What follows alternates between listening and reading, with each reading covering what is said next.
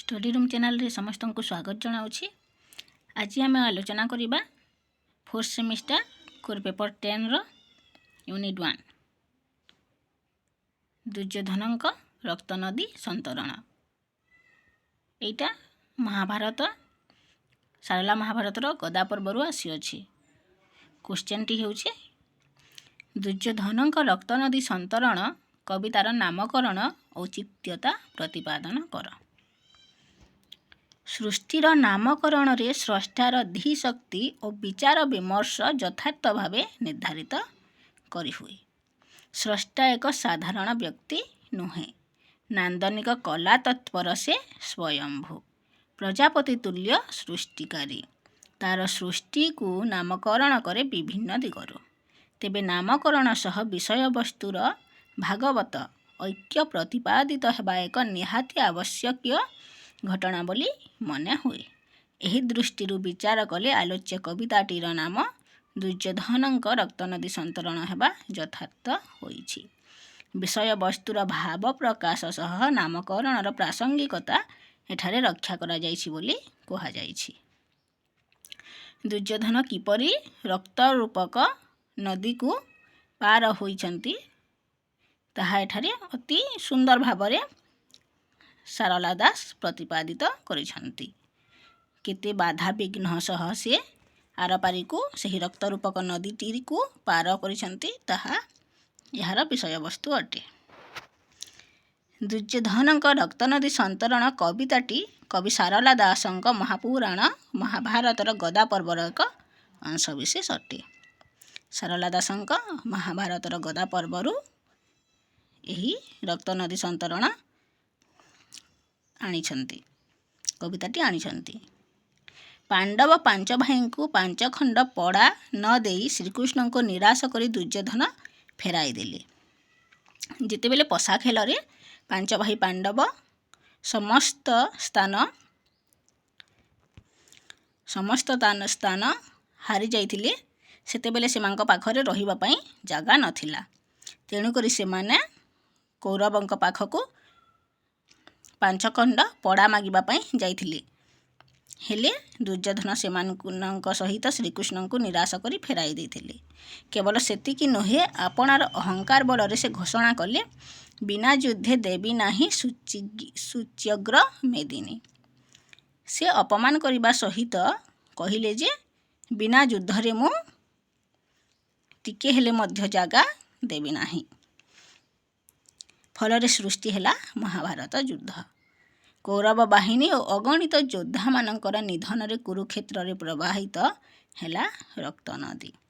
फल महाभारत युद्ध होइतिला एवं कौरव मानक सहित अगणित योद्धा मानकर कुरुक्षेत्र रे मृत्युवरण होइतिला।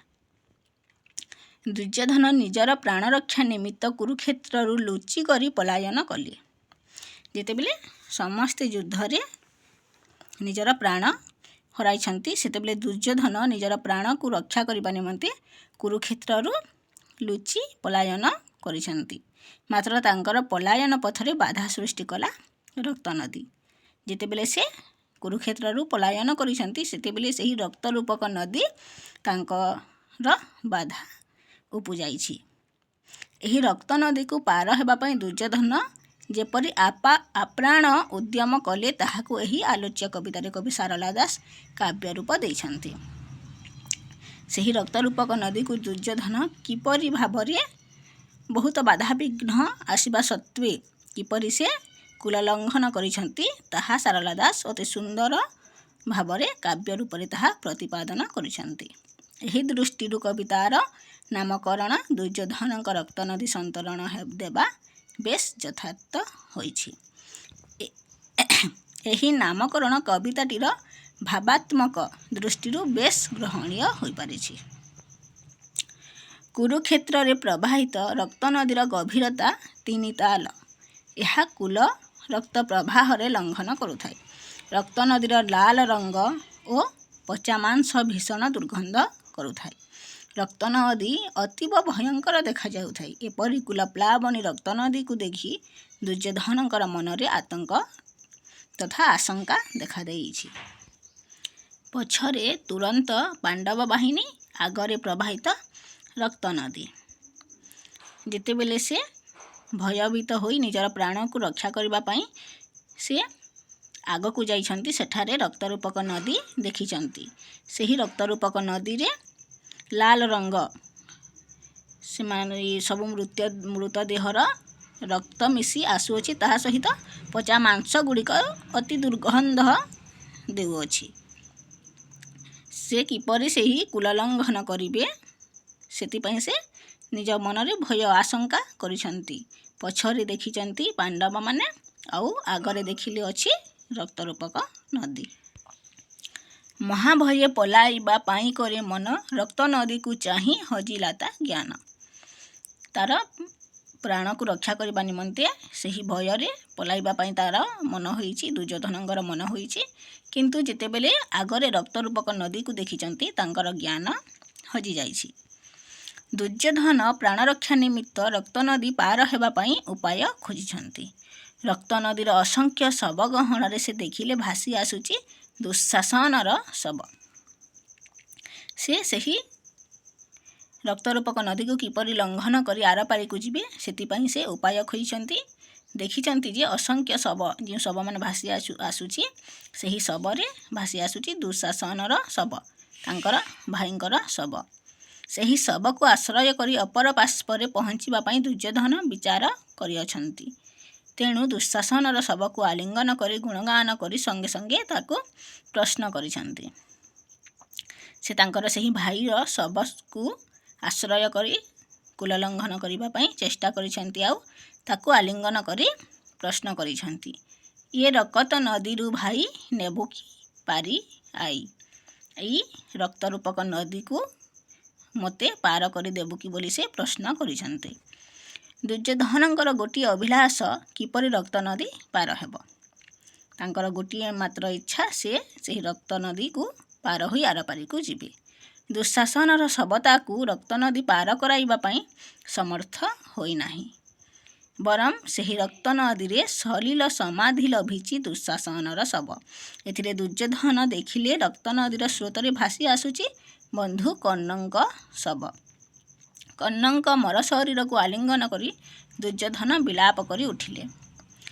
ଯେତେବେଳେ ତାଙ୍କ ଭାଇ ଦୁଃଶାସନର ଶବ କୁଲଲଙ୍ଘନ କରିବା ପାଇଁ ସମର୍ଥ ହୋଇନାହିଁ, ସେ ଆହୁରି ଦେଖିଛନ୍ତି ଯେ ତାଙ୍କର ବନ୍ଧୁ କର୍ଣ୍ଣଙ୍କର ଶବ ଭାସି ଆସୁଛି।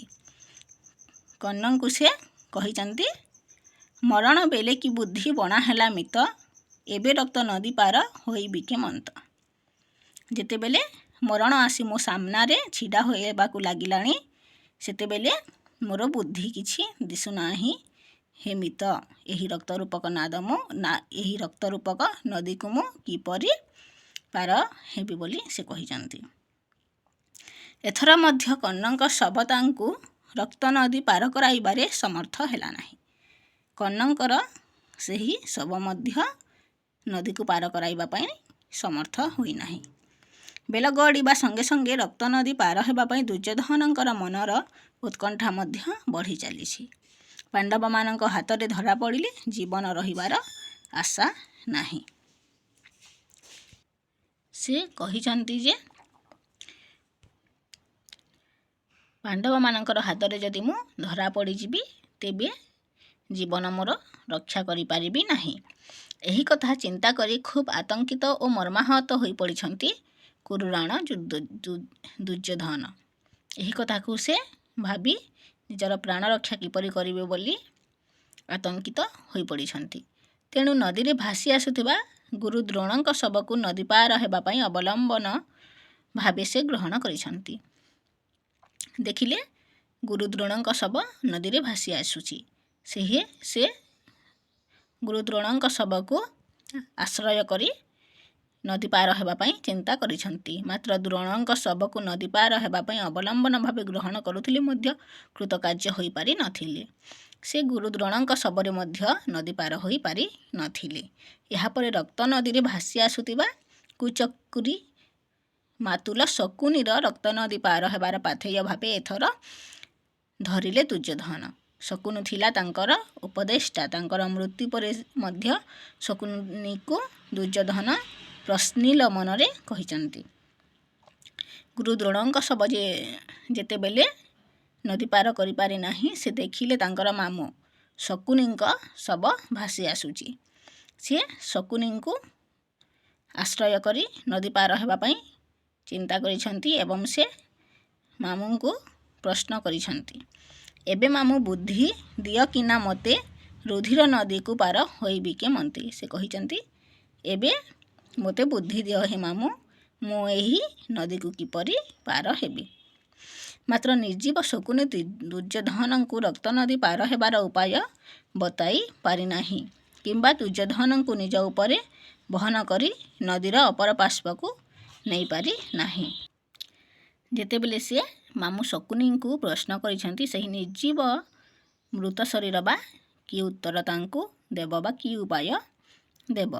ଦୁର୍ଯ୍ୟୋଧନ ନିଜ ଉପରେ ବହନ କରି ନଦୀର ଅପର ପାର୍ଶ୍ୱକୁ ନେଇପାରେ ନାହିଁ। ତାଙ୍କର ସେହି ମୃତ ଶରୀର ଦୁର୍ଯ୍ୟୋଧନଙ୍କୁ ଆରପାରିକୁ ନେଇପାରେ ନାହିଁ। ଦୁର୍ଯ୍ୟୋଧନ ଏଥର ଅତ୍ୟନ୍ତ ନିରାଶ ହୋଇପଡ଼ିଛନ୍ତି।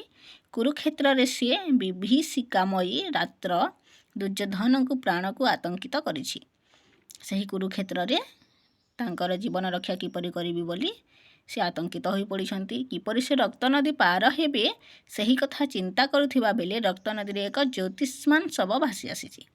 ସେ ଯେତେବେଳେ ଚିନ୍ତାମଗ୍ନ ହୋଇପଡ଼ିଛନ୍ତି, ସେତେବେଳେ ଦେଖିଛନ୍ତି ଗୋଟିଏ ଜ୍ୟୋତିଷ୍ମାନ ଶବ ଭାସି ଆସୁଛି। ବଡ଼ ଆକାରର, ଯେଉଁଟାକି ଆରପାରିକୁ ନେବାରେ ସମର୍ଥ ହେବ, ଏପରି ଏକ ଶବ ଭାସି ଆସୁଛି। ଦୁର୍ଯ୍ୟୋଧନ ସେହି ଶବକୁ ଦେଖି ଗଭୀର ଆତ୍ମପ୍ରତ୍ୟୟର ସହ ଚିନ୍ତା କରିଛନ୍ତି, କେବଳ ଏ ମହାତ୍ମା ବଡ଼ ବିଚକ୍ଷଣ, ଏହି ଅବା ମୋତେ କରି ପାରଇକା ରଣ। ସେ କହିଛନ୍ତି, ଏହି ମହାତ୍ମା ଜଣକ ବଡ଼ ବିଚିତ୍ର ଅଟନ୍ତି। ଏହି ଶବ ହିଁ ମୋତେ ଆରପାରିକୁ ନେଇପାରିବ ବୋଲି ସେ ଚିନ୍ତା କରିଛନ୍ତି।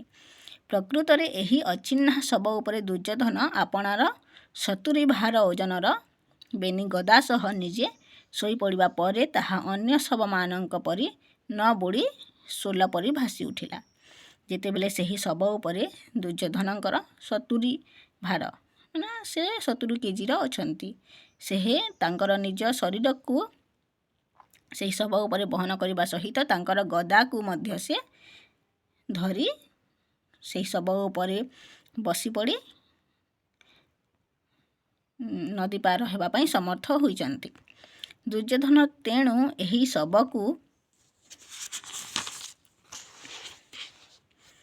ଭଲ ଭାବେ ବ୍ୟବହାର କରି ନଦୀ ପାର ହୋଇଥିଲେ। ସେହି ଶବର ସହାୟତାରେ ନଦୀ ପାର ହୋଇଛନ୍ତି। ଦୁର୍ଯ୍ୟୋଧନଙ୍କର ରକ୍ତନଦୀ ସନ୍ତରଣର ଏହି ଦୃଶ୍ୟକୁ କବି ସାରଳା ଦାସ ନିମ୍ନମତେ ବର୍ଣ୍ଣନା କରିଛନ୍ତି। ଆପେ ନରେନ୍ଦ୍ର ପଡ଼ିଲା ତହିଁ ଗଲେ ମାଡ଼ି, ସୋଲ ହେଲା ପ୍ରାୟ ସେହି ରକତିନ ବୋଡ଼ି। ପିଠିରେ ପଡ଼ିଣ ବାହି ନିଏ ବେନି ହସ୍ତେ, ଦୁଇ ଘଡ଼ି ମଧ୍ୟେ ଗଲା ଯୋଜନ ପର୍ଯ୍ୟନ୍ତି। ଆପଣାର ଭୂମି ଅଟେ ଦକ୍ଷିଣର ଭାଗେ, ପାରି ହୋଇ ମୃତପିଣ୍ଡୁ ଉତୁରିଲା ବେଗି। ସେ ସେହି ଶବର ସହାୟତାରେ ଦୁଇ ହାତକୁ ତାଙ୍କ ପାଣିରେ ଆଶ୍ରୟ ନେଇ ନଦୀ ପାର ହୋଇଛନ୍ତି। ଅଚିହ୍ନା ଶବ ଉପରେ ବସି ଦୁର୍ଯ୍ୟୋଧନ ରକ୍ତନଦୀ ଅନାୟାସରେ ପାର ହୋଇଗଲେ। ସେହି ଅଚିହ୍ନା ଶବ ଉପରେ ବସି ସେ ତାଙ୍କର ଯେଉଁ ସ୍ଥାନକୁ ଯିବା ପାଇଁ ଚାହୁଁଥିଲେ, ସେହି ସ୍ଥାନକୁ ପହଞ୍ଚିଛନ୍ତି। ରକ୍ତନଦୀର ଅପର ପାର୍ଶ୍ୱରେ ପହଞ୍ଚି ଅଚିହ୍ନା ଶବର ପରିଚୟ ପାଇବା ପାଇଁ ଶବଟିକୁ ଓଲଟାଇ ଦେଲେ କୁରୁପତି ଦୁର୍ଯ୍ୟୋଧନ। ଯେତେବେଳେ ସେ ଆରପାରିକୁ ଯାଇଛନ୍ତି, ସେତେବେଳେ ସେ ଅଚିହ୍ନା ଶବର ପରିଚୟ ପାଇବା ପାଇଁ ଶବଟିକୁ ଓଲଟାଇଛନ୍ତି। ଯାହା ଦେଖିଲେ ସେଥିରେ ସେ ସ୍ତମ୍ଭୀଭୂତ ହୋଇଗଲେ। ଶବଟି ଥିଲା ତାଙ୍କର ଏକମାତ୍ର ପୁତ୍ର ଲକ୍ଷ୍ମଣ କୁମାରର। ଯେତେବେଳେ ସେ ପରିଚୟ ପାଇବା ପାଇଁ ସେହି ଅଚିହ୍ନା ଶବକୁ ଓଲଟାଇଛନ୍ତି, ଦେଖିଛନ୍ତି ସେ ତାଙ୍କର ନିଜର ଏକମାତ୍ର ପୁତ୍ର ଲକ୍ଷ୍ମଣ କୁମାରଙ୍କ ଶବ। ଆଲୋଚ୍ୟ କବିତାର ପରବର୍ତ୍ତୀ ପଂକ୍ତିଗୁଡ଼ିକ ଦୁର୍ଯ୍ୟୋଧନଙ୍କ ମର୍ମଭେଦୀ ହାହାକାର ପୁତ୍ର ବିୟୋଗ ଜନିତ ବିଳାପରେ ହୋଇଛି ମର୍ମରିତ। ପ୍ରାଣରକ୍ଷା ପାଇଁ ଦୁର୍ଯ୍ୟୋଧନ ରକ୍ତ ନଦୀ ପାର ହୋଇଥିଲେ, ମାତ୍ର ନଦୀର ଅପର ପାର୍ଶ୍ୱରେ ଲକ୍ଷ୍ମଣ କୁମାରର ମୃତ୍ୟୁ ତାକୁ ମୃତବତ୍ କରିଦେଲା। ତାଙ୍କର ପ୍ରାଣ ରକ୍ଷା କରିବା ପାଇଁ ସେ ବହୁତ ଉଦ୍ୟମ କରି ଆରପାରିକୁ ଯାଇଛନ୍ତି। ଯେତେବେଳେ ସେ ତାଙ୍କର ପୁତ୍ର ଲକ୍ଷ୍ମଣ କୁମାରର ମୃତଦେହକୁ ଦେଖିଛନ୍ତି, ସେ ନିଜେ ମଧ୍ୟ ମୃତବତ୍ ପରି ହୋଇ ପଡ଼ିଛନ୍ତି। ଲକ୍ଷ୍ମଣ କୁମାରର ମୃତ୍ୟୁରେ ସେ ଆପଣାର କୃତକର୍ମ ପାଇଁ ଅନୁତାପ କରୁଥିଲେ। ସେ ନିଜର କଳାକର୍ମ ପାଇଁ ଅନୁତାପ କରିଛନ୍ତି। ଆପଣାର ଅପରିଣାମଦର୍ଶିତା ଓ ଗର୍ବୋନ୍ନତ ଭାବକୁ ଧିକ୍କାର କରିବା ସଙ୍ଗେ ସଙ୍ଗେ ସେ ବିଳାପ କରି ଉଠିଛନ୍ତି। ସେ ନିଜକୁ ଧିକ୍କାର କରିଛନ୍ତି ଏବଂ ବିଳାପ କରି କହିଛନ୍ତି, ମୋହର ପରାଏ ପିତା ତୋର ଆଉ ନହୁ, ତୋହର ପରାଏ ପୁତ୍ର ଜନ୍ମେ ଜନ୍ମେ ହେଉ। ସେ କହିଛନ୍ତି, ମୋ ପରି ପିତା ଆଉ କେବେ ନ ହେଉ, ହେଲେ ତୋ ପରି ପୁତ୍ର ଜନ୍ମ ଜନ୍ମ ପାଇଁ ମୋର ହେଉ ବୋଲି ସେ କହିଛନ୍ତି। ଆପଣାର ନିଷ୍ଫଳ ପିତୃତ୍ୱକୁ ଧିକ୍କାର କରିଛନ୍ତି ଦୁର୍ଯ୍ୟୋଧନ। ଏ ପର୍ଯ୍ୟାୟରେ ଦୁର୍ଯ୍ୟୋଧନଙ୍କ ରକ୍ତନଦୀ ସନ୍ତରଣ କବିତାଟିର ତାତ୍ପର୍ଯ୍ୟ ନିହିତ। କାରଣ ରକ୍ତନଦୀ ସନ୍ତରଣ କବି ଦୁର୍ଯ୍ୟୋଧନ ପ୍ରକୃତରେ ଜୀବନ ରକ୍ଷା କରିବାକୁ ସମର୍ଥ ହୋଇଥିଲେ। ମାତ୍ର ଏହି ଜୀବନ ରକ୍ଷା ଲକ୍ଷ୍ମଣ କୁମାରର ମୃତ୍ୟୁ ଦର୍ଶନରେ ଏକ ହାହୁତାଶ ଗର୍ବର ହିଁ ଉଦ୍ଘାଟନ କଲେ କହିଲେ ଆଦୌ ଅତ୍ୟୁକ୍ତି ହେବ ନାହିଁ। କଷ୍ଟ କଲେ କୃଷ୍ଣ ମିଳେ, ଏହି ଶିକ୍ଷା ଦୁର୍ଯ୍ୟୋଧନଙ୍କର ରକ୍ତନଦୀ ସନ୍ତରଣ କବିତାରୁ ହିଁ ମିଳିଥାଏ। ଦୁର୍ଯ୍ୟୋଧନ ଆପଣାର ସାଧ୍ୟ ସାଧନାର ରକ୍ତନଦୀ ପାର ହୋଇଛନ୍ତି।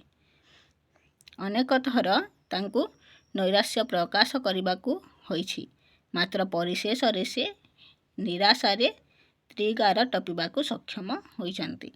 ଏହିସବୁ ଦୃଷ୍ଟିରୁ ବିଚାର କଲେ ଦୁର୍ଯ୍ୟୋଧନଙ୍କ ରକ୍ତନଦୀ ସନ୍ତରଣ କବିତାଟି ନାମକରଣ ଦିଗରୁ ଏକାନ୍ତ ତାତ୍ପର୍ଯ୍ୟପୂର୍ଣ୍ଣ ସାର୍ଥକ ହୋଇପାରିଛି।